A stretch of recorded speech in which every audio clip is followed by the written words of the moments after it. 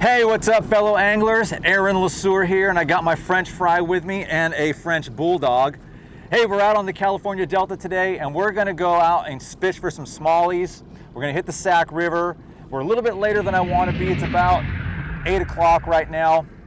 It's pretty tough to get a teenager up, get them ready, get a dog ready, get everybody in the boat, get your snacks ready, and all the other stuff. Get some coffee, and then get out here at the crack of dawn. But we're out here at 8. We're gonna go fish for some smallies. I wanted to put together an episode where you could take your kids out or a beginner, because this is a really good place to come to get people on fish. There's a lot of fish to be caught, and you can stay busy all day long. That's gonna be the thing with beginners and young kids, is keeping them interested all day long. So you wanna be able to go to a place where you can catch a bunch of fish and they'll stay interested. That's not to say that they're not going to become disinterested. It depends on how young they are. So I'll give you some tips also throughout the day to bring your little young anglers out here, or the beginners, so they can have a good time. So we're going to head over to the Sac River. We're going to keep it simple. We got one topwater bait, we got a crankbait, and we got a down bait, which is a little craw bait that I'll show you guys. So let's go fishing, let's go catch them, and let's have some fun. Oh, nothing you do, oh, nothing you do can save us, because you're acting like a volcano, tending to be my savior. Nothing you do can save us, because you're acting like a volcano and make me feel outrageous. You keep teasing me, but you're nothing without me. Oh yeah. Oh, got one. Throw yours up there, see if there's someone following him. There you go. He's a little guy. That's gonna happen though. That's like our 4th bite this morning. Basically what we're doing is we're just paralleling the bank. It's still early enough to throw some top water. Actually, you can throw top water pretty much all day. And we've got about 4 or 5 of these little guys that have smacked at our baits. This is the first one that's actually hooked up. So we're hopping back and forth looking for specific things. You're looking for little different areas to fish that are, you're gonna go through here, and there's gonna be areas where it's really sandy, and that's not what we're looking for. We're looking for riprap areas that come way out further than the bank, so these fish have places to feed and places to hide, and in some current breaks. Okay, so the other thing to note out here is you got to be mindful of the current.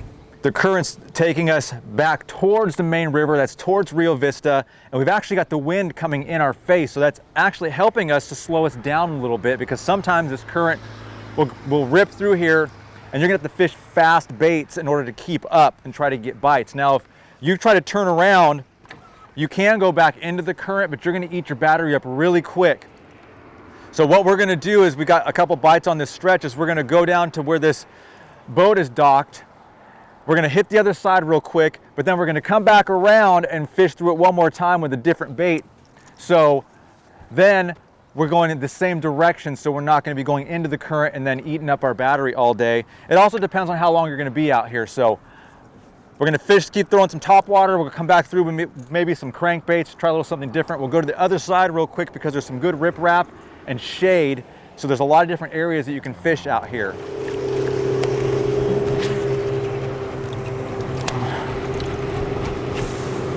Oh, that was a good one right there. Did you see that? Yeah. That was a bigger bite.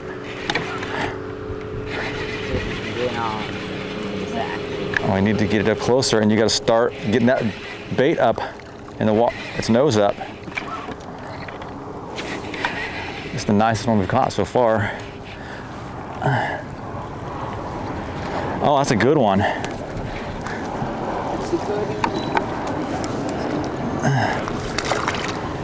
Oh yeah. Oh, there we go. Oh yeah. Uh-oh, I'm hooked. There we go. Get out of the way, dog. Well, that's a little bit better. Yeah, it's We're on another good stretch here. Now, It's interesting because the other side has got all the wind blowing on it, and this side is flat. And I prefer to throw the Whopper Plopper on the flat side because I think these fish can key on it or key in on it a little bit better. Not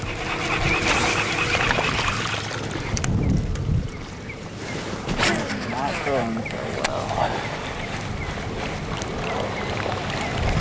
Oh, got another one right there. I'm gonna have you throw this one next. So put that one down.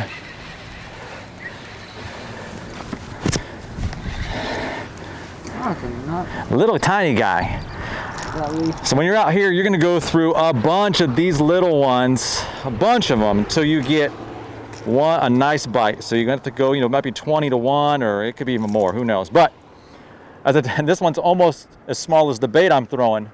We're getting a lot of these little bites, but like I said, you're gonna go through a bunch of these out here. So we're gonna fish not so much a specific spot, but a stretch. There'll be certain stretches that have fish on them versus other stretches out here. So we'll mark waypoints at one end and the other end of the stretches that we're fishing. Because obviously some stretches, it's loud over here by the road. Some stretches are better than others. They're gonna hold fish because they've got different cover, different rocks, there's different food base out here. And this stretch right here, we've gotten one nice one and then that little one right here. So now Aiden's gonna throw the bigger plopper. Yep. Seems to be calling up these fish a little bit better. One thing you want to make sure when you're out here on the lake is you have plenty of snacks for your kids, water, drinks, so they can take snack breaks and refuel and enjoy themselves out here. All right, so we're at the end of the stretch. I'll show you guys a Google Earth picture of how far we went down on this stretch. Had a bunch more bites, just some little ones crashing the top. It seems to be right now that the topwater bite's been the most fun and most consistent. We're getting a lot of action up top with this Whopper Plopper 90 and the Whopper Plopper 130. Or excuse me, it's the Whopper Plopper, we're throwing the 110 today. Big motor so we can get some airflow going. Oh, got one.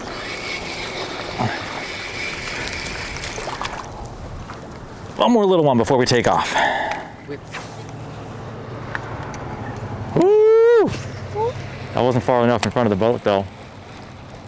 Oh, you got one. But it's still got me. Got him, got him. Ooh, that's a nice one too. Oh, it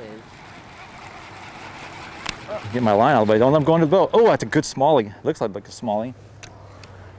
Oh, that's a good one. Get him over here. Come here. Oh, oh, he cooked himself in the back. That's not gonna feel good any day of the week. All right, so we're running another stretch here, doing the same thing, just throwing this topwater baits out here real tight to the shore. Aiden's back on the Whopper Plopper 90, and then I'm back on the 110. He threw that real up tight, and as soon as it hit the water, he got it.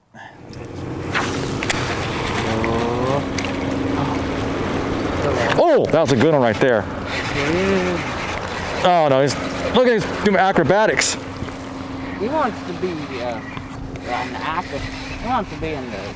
Well, it's not that big, but it was still fun. He was jumping out of the water to get it. I'll defend. Oh. If you want onto the dog. Again, same thing. We're just going right down the bank. We're kind of staying so we can both throw ahead of the boat, almost kind of like at a 30-degree angle, not exactly 45. We're trying to stay in that strike zone as long as possible. And so far, the topwater bite is still going. It's fun. We're getting a bunch of little guys smacking at them, and then every once in a while you'll get a big enough one that'll eat it. We're still looking for some of those 2-pounders.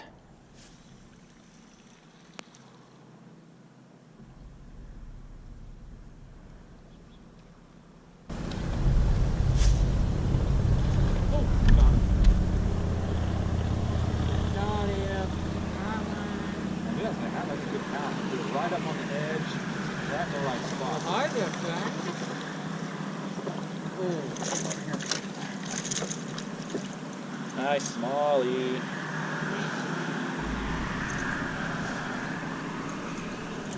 Right. There we go, another one. We're almost at the end of the stretch here. I'll throw a Google Earth back up again and use this boat dock as a reference. Aidan got a nice little smallie right there. Okay, so we took a little break for lunch. We threw the bimini top up. So I'm running the GoPro this time instead of the Sony, so the footage might look a little different, but the Bimini top is worth its weight in gold, especially if you have young kids or significant others who get hot out here. This thing provides a bunch of cover, and it's really enjoyable throughout the day for fun fishing. I know a lot of bass boats don't have Bimini tops, but you should look into it because they're pretty awesome. Okay, so here's a quick tip. When you come out here with a beginner or your kids, put everything on spinner baits and make them fast moving baits. We've got a Whopper Popper 90 on one. You can throw a small, medium diving crankbait on one. Little tiny, small spinner baits. Some fast moving baits. The poppers are another good one. Fast moving baits to keep your kids interested throughout the day. Senkos and drop shots will catch fish, but I think they're just too slow. And if you want to keep them interested, throw the fast moving baits on there, cover a lot of water, hit a lot of these stretches, and then your kids will be a little more interested, and it'll be a little less frustrating for you as well. So it's a little after 12, boat traffic, it's a weekend, it's getting kind of crazy out here, so this area is getting a little rough. We're gonna head back towards Wimpy's and fish over a couple of the areas over there where there's not gonna be as much boat traffic, and maybe try to get 1 or 2 more bites before we call it a day. So just managing all the wakes out here. There's lots of boat traffic, just kind of a pain in the butt. So it was nicer this morning where there wasn't as many boats and we were getting some bites. So we're gonna head back, see if we can't figure something out over there. And it's starting to get hot, and then we're gonna get off the water pretty quick here. All right, we're wrapping it up out here. The last hour and a half was kind of slow. We're over here at Dead Horse. We're really close to Wimpy's. No other bites. Tide's up. We're gonna head back in. We're gonna talk about rigging. We're gonna go over some of the keys to our success. We had a lot of bites and a lot of fun. No real big ones, but a lot of topwater today, and that was kind of the key. So let's go in, let's talk some rigging and show you how we caught them. All right, let's go over the baits and the setups we used out there, and some extra tips when taking your kids out fishing or beginners. Let's start with some of the extra tips, things that I didn't mention in the video. Those are bathroom breaks. Make sure you plan ahead accordingly to make sure that there are marinas in the area that they can go to use the restroom, or on the water porta potties, because that's pretty important. In the video, I touch on making sure your little anglers have the right clothing. That also includes like sunscreen, any protective clothing from the sun if you're going to be out there for the long hours. You don't want them to burn or be uncomfortable or cold in the morning, so make sure you also plan there accordingly. One other quick tip, especially with younger anglers, is don't push them to fish all day long. Have some other activity that you might do out there on the water, whether it's have them bring a swimsuit, beach the boat up, let them play in the water a little bit, do something else, just mix it up a little bit. That way, if you're not catching fish, you've got a backup plan, so there's something else that's fun for them to do, and then they're gonna wanna come back out again. And as they get better and maybe you get on some fish, they'll start fishing more, etc. But you still wanna kind of mix that in, so have some fun outings. And if it's a significant other, stop and make a good lunch, bring some drinks out there, park in the shade, to mix it up a little bit so you're not just fishing all day long, and then sometimes they'll get bored and not want to come back out again. So those little extra things will help and try to keep and hold their interest, so they're going to want to come back out again, and then you'll be able to fish some more and have a lot of fun out there. So let's talk about the setups that we used out there. We caught most of our fish on top water. I caught a few on a crankbait. They were pretty small, but we were having so much fun catching them on the Whopper Ploppers that we pretty much threw those the entire time. A couple of the key things out there that we were doing were the casting angles and the length of the casts. I noticed that the further out we were able to cast, the more bites we were getting when it was further away from the boat, and trying to get your boat parallel to the bank to maximize the time that it was in that strike zone, because these fish were only biting these topwater baits within about the first 10 feet. So if you don't have an angler that can make those long casts like that, or accurate casts, you're gonna have to position your boat differently. You're gonna have to come parallel to the shoreline, and you'll have to throw towards the shore. And then your strike zone is gonna be a little less, obviously, because you're just gonna be pulling it straight across that little 10-foot zone. But it's going to be easier for your angler to do that, and you're going to be able to make a little bit longer casts and not spook those fish. So just keep that in mind depending on the experience of the person you have out there. So I was throwing the 110. I had Aidan on the 90. So you've seen this in my other videos. I've thrown the Whopper Plopper. I also have that Whopper Plopper 110 review on my channel. I'm throwing the white 110.